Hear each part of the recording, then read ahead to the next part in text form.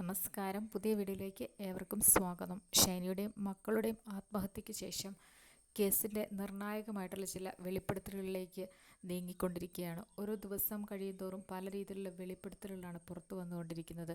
ഷൈനിക്കും മകൾക്കും നീതി കിട്ടാൻ വേണ്ടി കേരളത്തിലെ ജനങ്ങൾ അങ്ങോളം ഇങ്ങോളം പ്രാർത്ഥനയിലാണ്. കാരണം ഷൈനിക്ക് അത്രത്തോളം മാനസിക വ്യതയുണ്ടായിരുന്നു. 2 പിഞ്ചു കുഞ്ഞുങ്ങളുടെ മരണമാണ് എല്ലാവരെയും അതിലധികം വേദനിപ്പിച്ചിരിക്കുന്നത്. ജീവനോടെ ഇരിക്കുന്ന മകൻ്റെ നിലയിൽ പോലും അത്യാവശ്യമായി മാനസികമായിട്ട് മുൻപോട്ട് പോകാൻ പറ്റാത്ത സ്ഥിതിയാണ് ഉള്ളത്. അങ്ങനെ ഇരിക്കെയാണ് ഷൈനിയുടെ പിതാവ് നോബിക്കെതിരെയുള്ള കേസിൽ ഇറങ്ങിത്തിരിച്ചിരിക്കുന്നത്. അത് ഏറ്റവും ആശ്വാസകരം. കാരണം ഇത്രയും നാളും പ്രതികരിക്കാതിരുന്ന ഷൈനിയുടെ പിതാവിന് ഇപ്പോൾ മനംമാറ്റം വന്നിരിക്കുന്നത് തന്നെ ആശ്വാസകരമാണ്.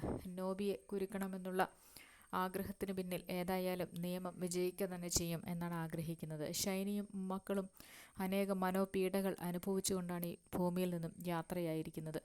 കയറി കിടക്കാനൊരു ഇടമില്ലാതെ, തനിക്ക് ജോലി ചെയ്യാനൊരു സ്ഥലമില്ലാതെ, ഒരു അഭയമില്ലാതെ അലഞ്ഞു നടന്നിരുന്ന ഷൈനിക്ക് ഒടുവിൽ ട്രെയിൻ മുൻപിൽ ചാടി ആത്മഹത്യ ചെയ്യേണ്ടി വരികയായിരുന്നു.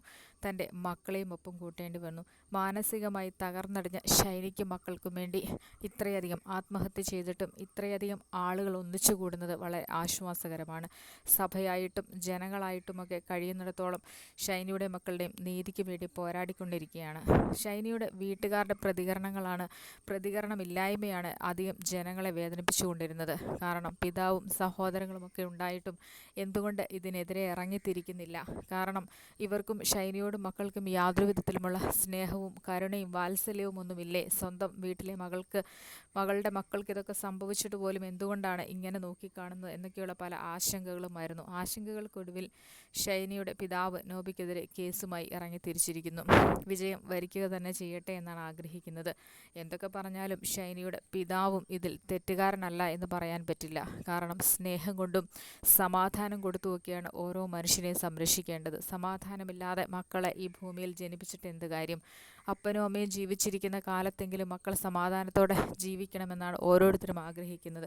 ഏതൊരു പിതാവും മാതാവും അങ്ങനെ ആഗ്രഹിക്കുമ്പോൾ ഇവിടെ ഷൈനിക്ക് സ്വന്തം വീട്ടിൽ പോലും ഒരു ശരിയായ രീതിയിലുള്ള അഭയം കിട്ടിയിരുന്നില്ല എന്നാണ് അറിയുവാൻ കഴിയുന്നത്. ഷൈനിക്കും മക്കൾക്കും ജീവിക്കാനും അതിലുപരി ഒരു കുടുംബത്തിന് നിലനിന്ന് പോകുന്നതിന് ആവശ്യമായിട്ടുള്ള എല്ലാ സാമ്പത്തിക സ്ഥിതിയുമുള്ള വീടാണ് ഷൈനിയുടേതും. എന്നിട്ടും എന്തുകൊണ്ട് അവരെ ശരിയായ രീതിയിൽ സംരക്ഷിക്കാൻ തയ്യാറായില്ല എന്നതാണ് ഇവിടുത്തെ ചർച്ചാ വിഷയം എന്ന് പറയുന്നത്. ഇവിടെ എന്തായാലും ഷൈനിയും മക്കളും ഭൂമിയിൽ നിന്നും ഇല്ലാതെയായിരിക്കുന്നു. ഷൈനിക്കും മക്കൾക്കും വേണ്ടി പിതാവ് ഇറങ്ങിത്തിരിക്കുക തന്നെ ചെയ്യട്ടെ. ആ കുടുംബം നീതിക്ക് വേണ്ടി പോരാടട്ടെ എന്നാണ് ആഗ്രഹിക്കുന്നത്.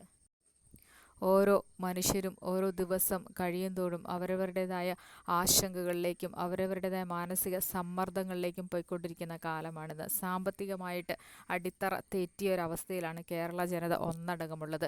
ആരുടെയും സാമ്പത്തിക സ്ഥിതി മെച്ചമല്ല. മെച്ചമുള്ള സാമ്പത്തിക സ്ഥിതിയുള്ളവർ അവരുടെ കൈകളിൽ എല്ലാ സാമ്പത്തികവും അടക്കി വച്ചിരിക്കുകയാണ്. അതുകൊണ്ട് തന്നെ സാധാരണക്കാരായ ആളുകൾക്ക് ജീവിക്കാൻ വളരെയധികം പ്രയാസമാണ്.